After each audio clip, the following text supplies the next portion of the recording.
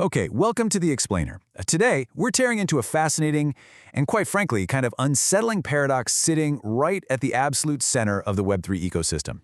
Now, if you spend any time at all in the digital asset space, you've likely heard the term Trojan horse thrown around. Well, what we're looking at today might just be the ultimate Trojan horse of decentralized finance. Some insiders literally call it a wolf in sheep's clothing. We're talking about centralized stablecoins and how these incredibly popular digital assets might actually be betraying the core pillars of the entire cryptoverse. So we're going to unpack this illusion of autonomy step by step. Okay, let's dive into this. We're going to frame this explainer as a formal clash of perspectives between decentralized ideals and regulatory compliance. We'll start with the great crypto debate, move into the stablecoin blacklist paradox, peek inside the actual smart contracts, explore the impact on autonomy, anonymity, and authenticity, and then wrap up with the future of autonomy. So, let's kick things off with the great crypto debate. To truly grasp the gravity of this paradox, we kind of have to travel back in time and set the stage, right? We need to understand the historical context that created this incredible tension between the foundational ethos of cryptocurrency and the pragmatic, everyday realities of global finance. Let's pit the two main perspectives against each other in a sort of formal debate. Over on the left side, we have the privacy advocate.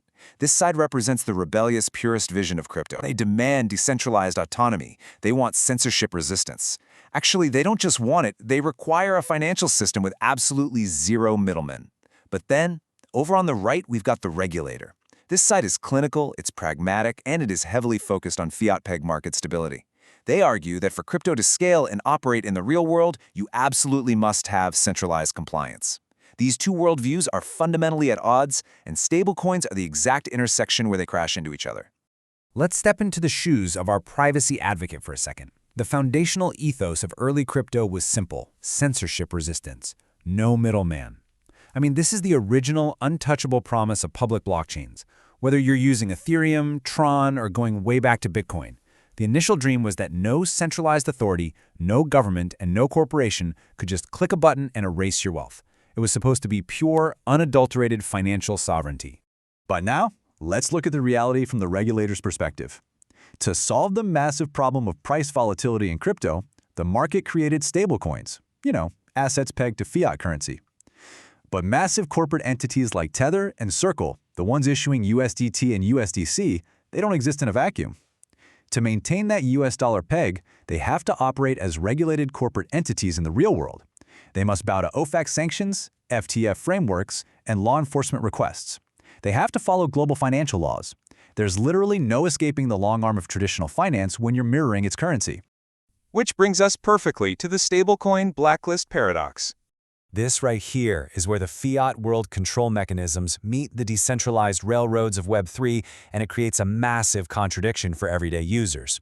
Holding USDT or USDC in a self-custody wallet does not mean your funds are untouchable.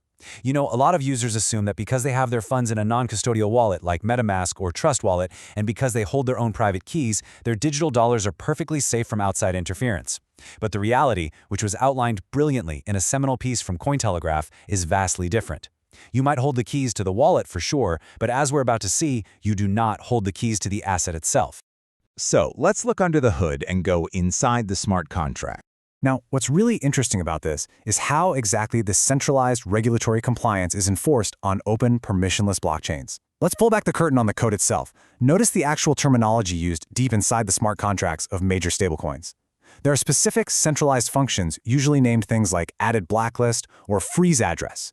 These functions give the corporate issuers the power to remotely freeze ERC20 or TRC20 tokens within literally any user's wallet. So yeah, you control the access to your wallet address, but the issuer, they control the token's underlying smart contract logic. You're just playing in their sandbox. Let's walk methodically through the exact mechanical process of how this happens. It's a simple, pretty ruthless three-step sequence. Step 1. A regulatory body or law enforcement agency flags a specific wallet address. Maybe it's linked to an exploit, maybe it interacted with a privacy mixer like Tornado Cash, or honestly, maybe it's just a pure case of mistaken identity. Step 2. The corporate issuer, needing to remain compliant with the regulators we talked about, invokes that freeze function. Step 3. Boom. Your funds instantly become a digital paperweight. You can see the balance sitting right there in your wallet, but its utility is completely dead. You can't transfer it, you can't swap it, you can't use it in DeFi. It is entirely neutralized. Let's look at the real-world impact on autonomy, anonymity, and authenticity. And this brilliantly illustrates the cross-examination phase of our debate. What is the actual fallout of this technical vulnerability? How does this compromise the very foundations of the cryptoverse? Well, we're looking at a complete breakdown of the 3 A's of crypto. Let's start with autonomy. The original promise was complete self-sovereignty, but the stablecoin reality? Remote restriction by corporate entities. Next up is anonymity. The promise was peer-to-peer privacy. The reality? Issuers are enforcing blacklists based on on-chain forensics and AI-driven cluster mapping, which completely shatters that privacy. Finally, authenticity. The promise was a trustless architecture. The reality is that stablecoins introduce a massive reliance on corporate trust and permission. You're basically trusting that they won't mistakenly or coercively lock you out of your own money.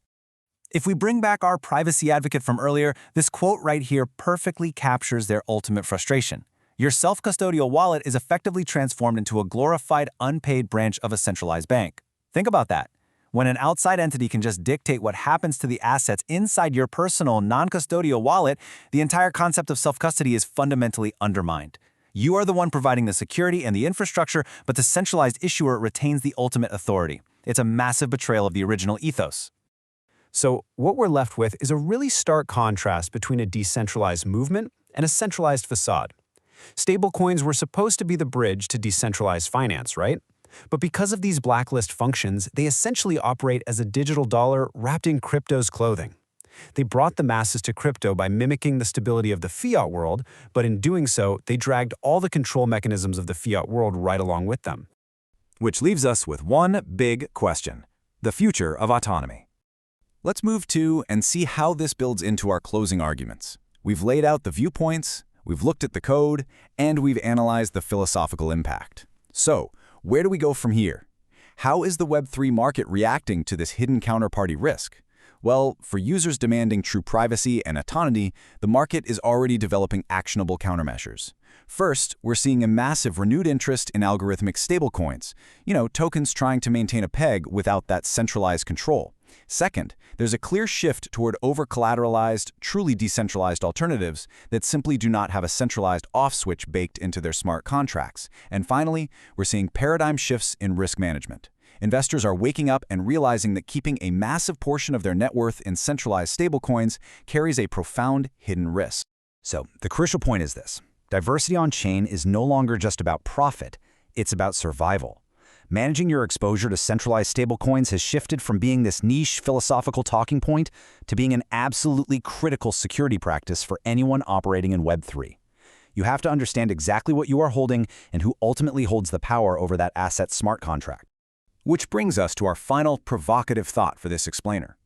The regulator demands compliance for stability, and the advocate demands resistance for freedom. But for you, the user sitting at home, the question remains, is the incredible convenience of stablecoins worth sacrificing the core ethos of crypto? It's a real balancing act between fiat-like ease of use and true decentralized autonomy. So next time you open your app, think about what's sitting in your wallet right now and ask yourself, who really controls it? Thank you so much for joining me for this explainer, and always keep questioning the systems you use every day.